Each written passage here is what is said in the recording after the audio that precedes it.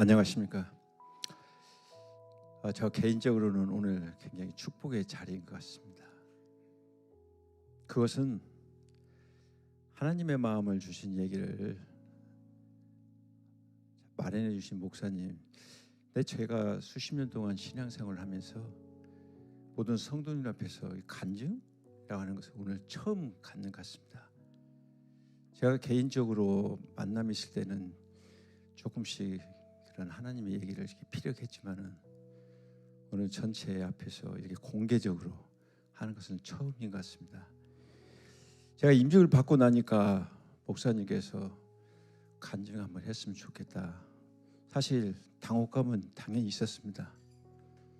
근데 하나님이 주신 메시지라 생각하고 어떤 말씀을 드릴까 하다가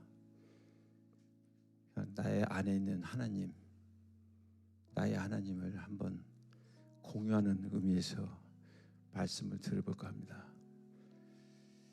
여러분은 좋아하는 찬송이 부르면 어떤 찬송이 떠오릅니까?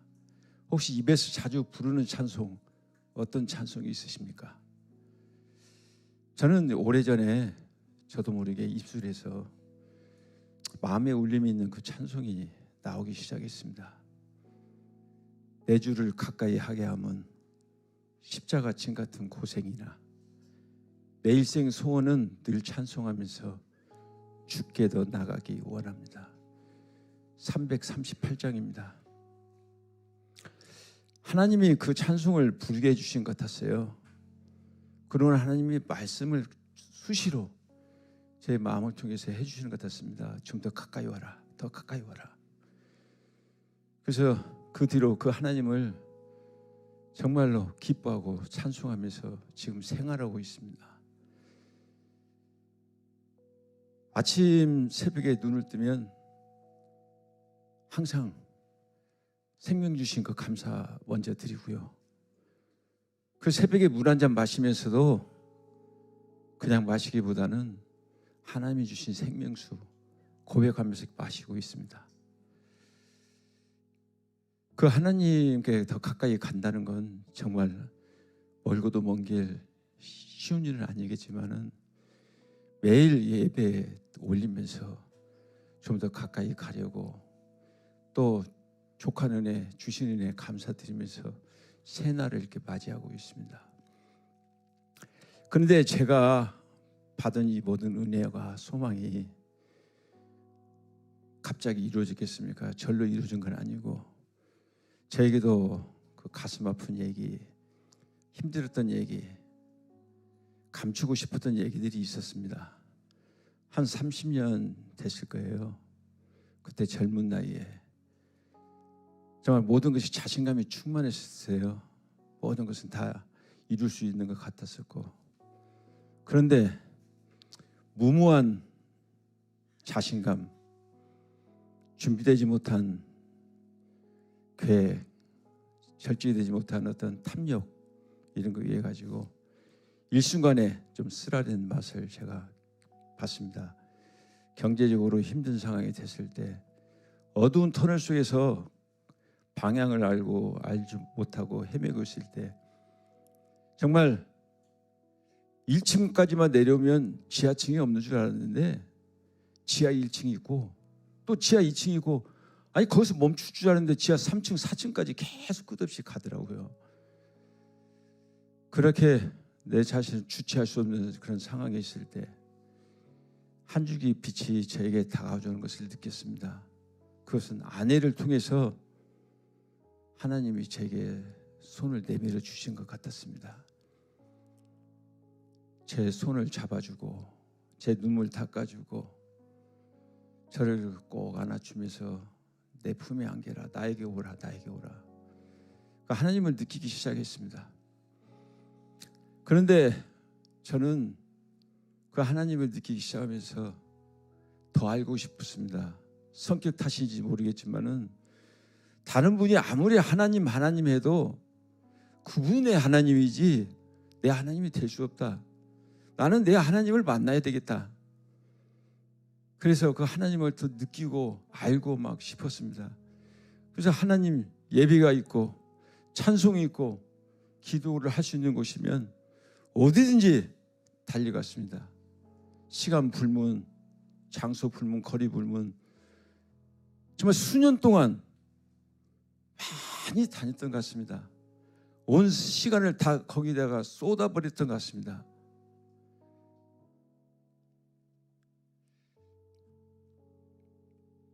그 하나님 만나기 위해서 교회에서는 저희 표적이, 믿음이 좋은 분들이 저희 표적 대상이었습니다. 제가 암암리에 그분들에게 접근했습니다. 장로님, 권사님, 집사님들, 그분들 삶에서 하나님을 어떻게 만나고 있고 그 삶에서 하나님을, 그분들의 하나님 어떤 하나님인지 듣고 싶었습니다. 보고 싶었고 느끼고 싶었고, 그래서 그분들의 말씀이라면 무엇이든지 그대로 행했습니다. 새벽 예배에 나가봐라. 나갔죠. 나가서 예배드리고 외치고 기도하고, 야, 철야 예배 밤새도록 한번 해봐라. 밤새 철야가 예배가 있는 곳을 쫓아다녔습니다. 온 기도원은 아마 여기저기 다 다닌 것 같습니다. 가까이 있는 오산리 기도원, 가평에 있는 하늘산, 그 당시는 저기 서울에 가면 밤에 금요일날 저녁에 버스가 있었어요. 그 버스 타고 그 가서 밤새 기도하고 새벽 되면은 집에 와서 아침에 오면 그 상태에서 토요일이지만 출근하고 이랬습니다. 금식도 해봐라. 일부 금식, 완전 금식, 정말 피골이 상접할 정도의 그런 상황까지도 제가 이제 부끄러운 얘기지만 했었습니다. 심지어는 직장에서도 점심시간만 되면은 교문 학교 밖에, 제가 직장 주변에 있는 교회를 알아서 목사님께 특별히 부탁해가지고 점심시간마다 가서 기도를 했습니다. 얼마나 울고불고 기도했는지 오후에 되면은 눈이 부어가지고 다른 사람을 피할 정도였습니다.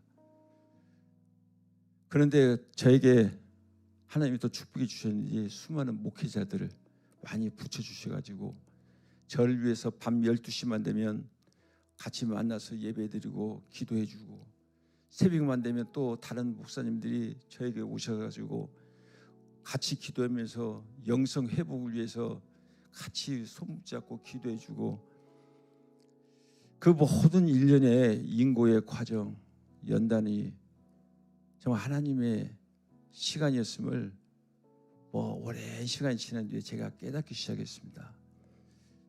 하나님이 저를 버리지 않고 붙들어 주시려고 이러한 여러 가지 모양으로 붙잡아 주셔서 기도하게 하고 예배하게 하고, 그러면서 하나님의 사랑이었고 하나님의 선물이었음을 그 훗날 느끼기 시작했습니다.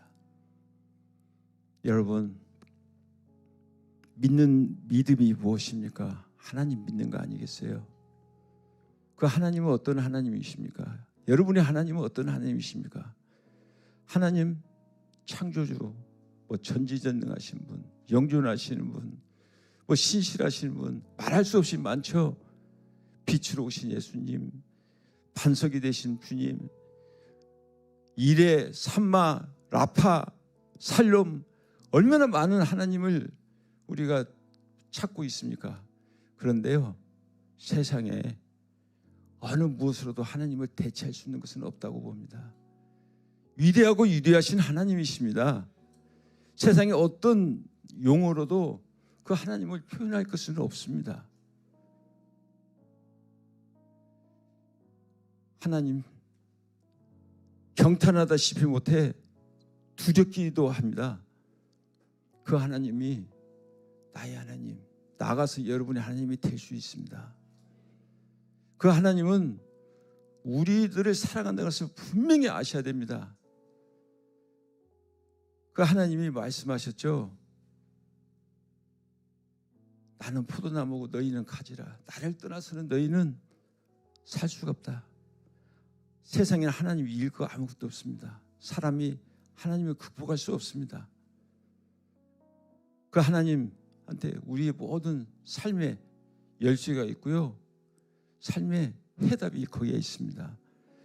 하나님은 우리들 삶의 경영권도 분명히 가지고 있음을 믿고서요, 지금 이 자리도, 이 순간에도 하나님은 이 자리를 똑똑히 지금 지켜보시고 귀를 기울이시면서 우리 모두를, 저를 비롯한 우리 모두를 의의 자리, 생명의 자리, 살아나는 자리로 인도하고 계신다는 것을 꼭 믿어야 될 것입니다. 하나님은 또 많은 것을 예비해 주셨습니다. 하늘 창고예요. 그 하늘 창고에 차고 넘치도록 예비해 주셨습니다. 언제든지 우리가 달려가서 취할 수 있도록, 필요한 대로 가져갈 수 있도록 예비해 놓으신 것을 저는 확신하고 있습니다. 그런데요, 그 하늘 창고에 가져가는 건, 취할 수 있는 건, 그 통행권, 그 출입권을 갖는 것은 우리의 몫입니다. 우리가 감당해야 될 우리의 영역입니다. 여러분, 이런 하나님을 우리 한번 제대로 믿어봅시다. 정말 시원스럽게, 목사님이 항상 말씀하시는 것처럼 정말 시원스럽게 한번 믿어봅시다. 그 하나님은 우리 곁에 항상 있습니다. 내가 원하는 만큼 하나님은 손을 내밀어 주고 계세요. 그 하나님이, 내 안에 있는 하나님이 우리 모두의 하나님이 되기를 조심스럽게 소망해 봅니다. 내 안에 가장 귀한 것, 예수를 알미라. 내 안에 가장 자랑스러운 것, 예수를 믿는 것이라.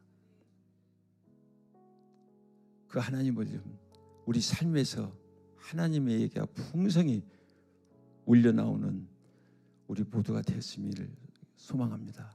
감사합니다.